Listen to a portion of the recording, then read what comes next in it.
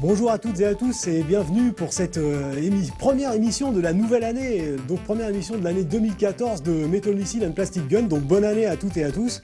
Et j'espère que tous vos vœux s'exauceront, notamment si ces vœux se matérialisent par de l'achat de jouets. Ça, je ne peux pas aller contre ça, donc en vous souhaitant une année 2014 pleine de joie, de bonheur et de jouets. Donc on va continuer la mini-série de Starcom, comme précédemment, avec deux nouveaux véhicules. Donc le M6 Railgunner, qui est un petit tank avec des possibilités destructrices comme se doivent tous les tanks, hein, c'est normal. Et puis le Starhawk, un autre véhicule aérien. Bon, évidemment, les héros de Starwing dans Starcom ont beaucoup de véhicules aéroportés, c'est normal. On va en voir un autre aujourd'hui qui lui aussi, au niveau du design et des surprises, vaut son pesant de cacahuètes. Voici le M6 Railgunner avec son pilote, Rick Ruffing, qui est un Starcom bien viril avec une grosse moustache comme il se doit. Toujours les mêmes caractéristiques, un petit personnage articulé, une visière qui se lève et qui s'abaisse. Et puis voici le Railgunner dans sa version pliée, dans sa version cargo, c'est-à-dire pour être transportable. Et là, une fois de plus, une slight touch of a button, c'est-à-dire ceci. Et voilà. Ensuite, il y a une légère contribution de votre part pour étirer les canons laser.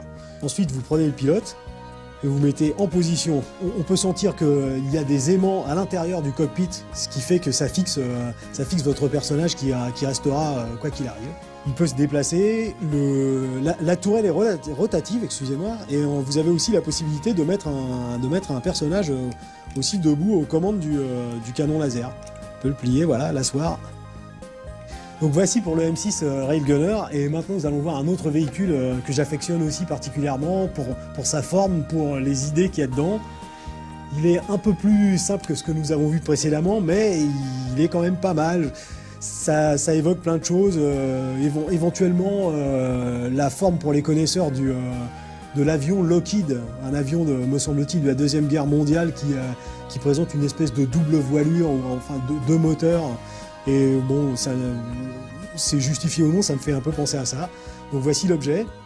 L'objet dispose de landing gear, c'est-à-dire de trains d'atterrissage qui sont automatisés comme il se doit. Donc vous appuyez ici et hop, les trains sortent. Donc voilà la position de départ de l'objet. Et maintenant, la position qui justifie son nom de Starhawk et qui fait de lui une machine d'attaque, eh bien la voici. Sous nos yeux ébahis, voilà, un canon central d'une puissance sûrement incalculable se déplie de manière à saturer d'énergie les molécules de l'adversaire pour le pulvériser dans l'espace.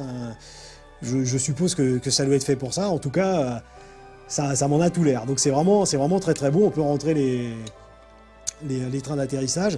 Les ailes aussi se replient, éventuellement pour le stocker.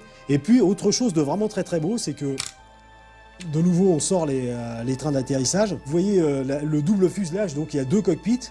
Et quand vous poussez les boutons que je vais pousser sous vos yeux, hop, ça fait sortir les pilotes de leur cockpit. Voilà, je ne sais pas si c'est notable à l'écran, mais là aussi, l'idée est vraiment géniale. Et il y a un côté automatique, en plus, qui fait que quand on regarde du dessus, on voit bien le pilote s'enclencher dans le cockpit. C'est vraiment très très bien, c'est vraiment super génial.